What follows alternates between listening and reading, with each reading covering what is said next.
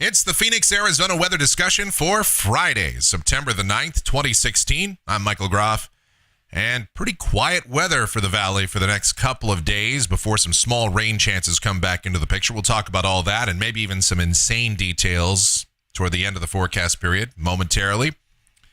First, a look at the traffic cams this morning. Sun coming up over the valley. Looks pretty nice out there. A few clouds, but just some surface moisture around, so it still feels kind of muggy. That'll be mixing out as we go through the day today. 81 degrees right now, dew point at 64.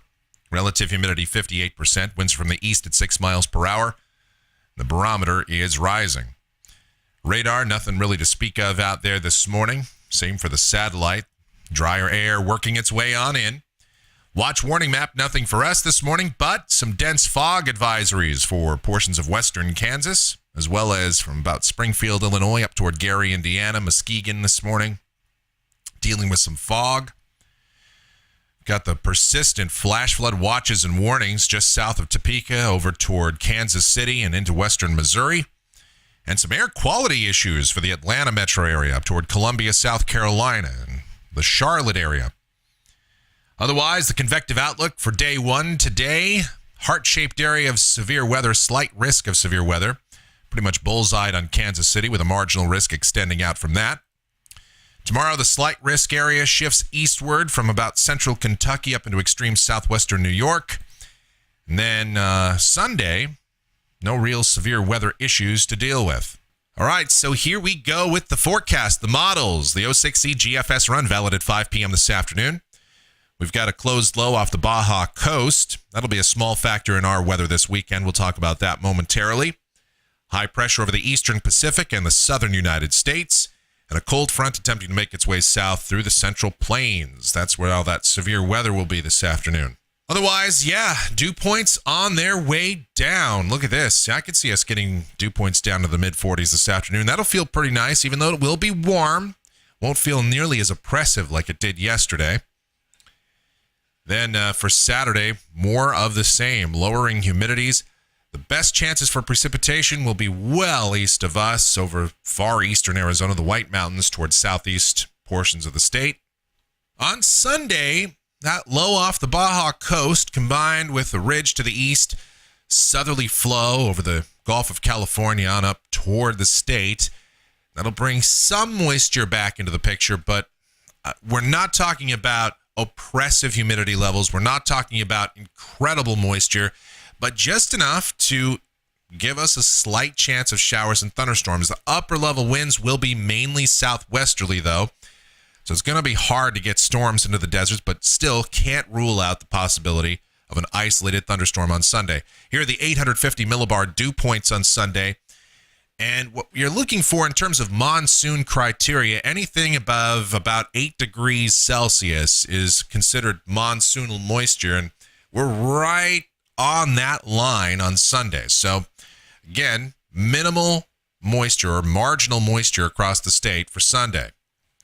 So going to Monday, things get a little bit more interesting. The upper level low lifts off and some instability in the picture. We have slight chances of showers and thunderstorms. And again, Phoenix is going to be right on the western periphery of any moisture and any instability values.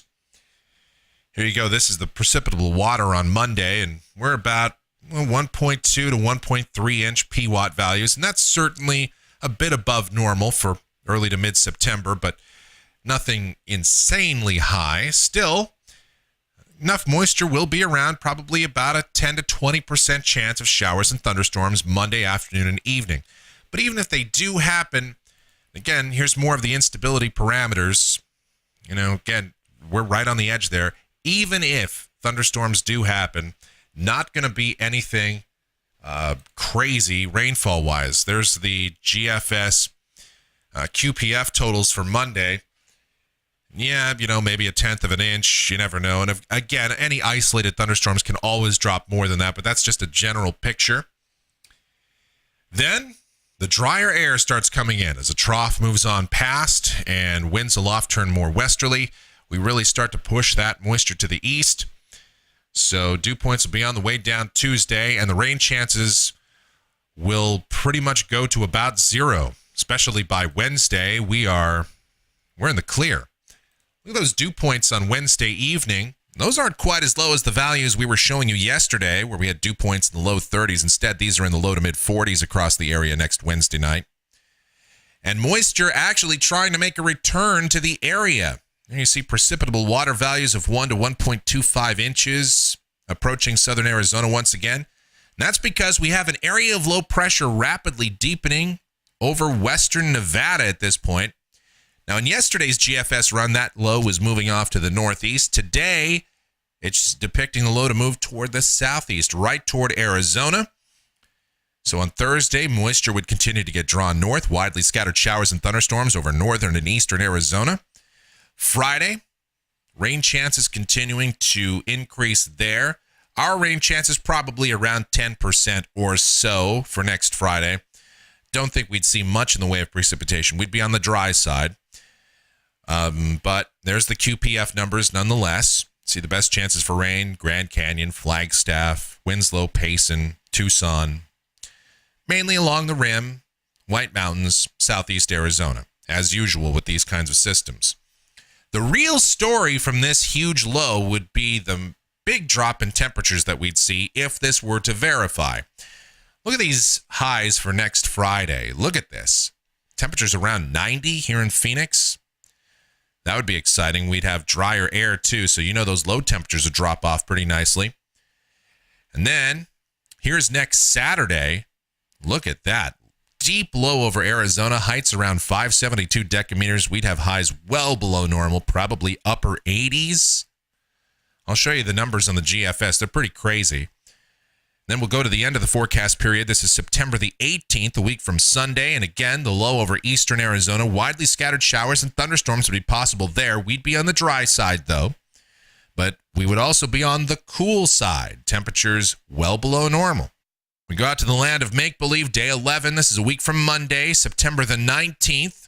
Again, the low over New Mexico. We'd still be below normal temperature-wise, as a blocking pattern would just be holding this low and these below average heights across the southwest.